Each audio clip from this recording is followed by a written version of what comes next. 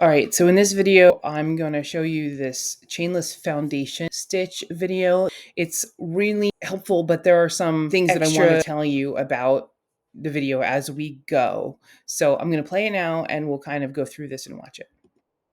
Hi, and welcome to Play Hooky with me. My name is Roz, and in today's video, I'm going to be sharing how to do a chainless foundation for all stitch sizes.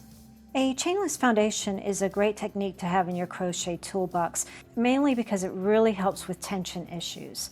Keep in mind though that this stitch is primarily for projects where your first row is a consistent stitch, like all single crochets or double crochets.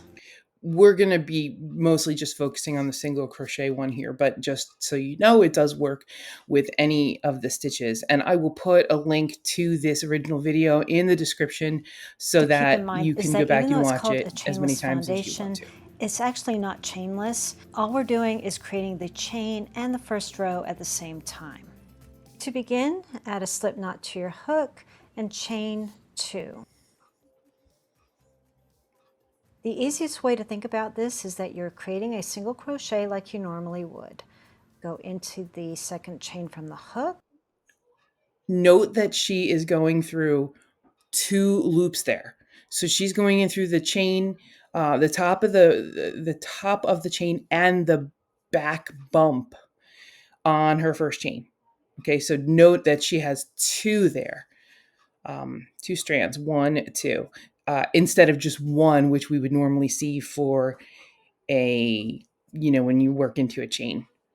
And 2 is always better, but it's sometimes harder to do. But since you're only doing it this one time, it's okay. But note that's important. Pull your yarn through. And before you create your single crochet, we want to go ahead and add the chain before it. So create a chain with that first loop, and that's done. Now you can do your single crochet. Yarn over and pull through the 2 loops. Okay, a couple things to note here. Right here where she has her thumbnail, this is the chain. There is a single crochet here. This is the top and the bottom here. And this, so the whole thing is upside down. And that's what she's not really pointing out in this video. The whole thing is upside down. You are creating a chain. That's down here. There was one that she went into back here. And now you've got a chain here that's going along the bottom. And here is your single crochet on top of it. So this row is what you normally see is as the top row.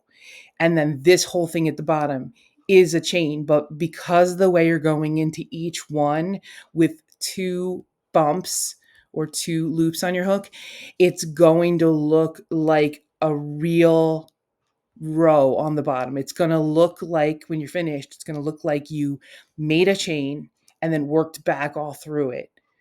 And it's going to be stretchier and more secure than the way you would normally expect that to look. So here's our single crochet, and here is our chain. We're going to work back into the chain, making sure to catch both sides of the loops. Now, I don't know if you caught that, but she's on the bottom here. Let me go back a little bit because she kind of just skipped over this. This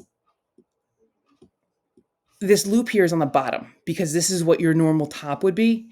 So she's working upside down. She's going to go into this chain over here, but she's going to go in to this chain from the bottom. So she's got to bring this loop around up to here, her hook anyway, around up to here, and then go through the chain. So as a result, you want to kind of leave this loop a little bit looser than you normally would, because otherwise your chains are going to end up being too tight. So watch again. So here's our single crochet, and here is our chain. We're going to work back into the chain, making sure to catch both sides of the loops. See, she's going from the bottom to the top. Create your chain first. And I like to put my thumb on that chain that's been created just so I don't lose track of it. We've made our chain, now we can make our single crochet. And we're just going to keep repeating this. There's our chain. Place your hook into the chain, pull the yarn through, create your chain, and now your single crochet.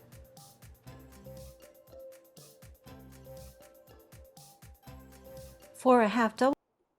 All right, the half double crochet has worked exactly the same way.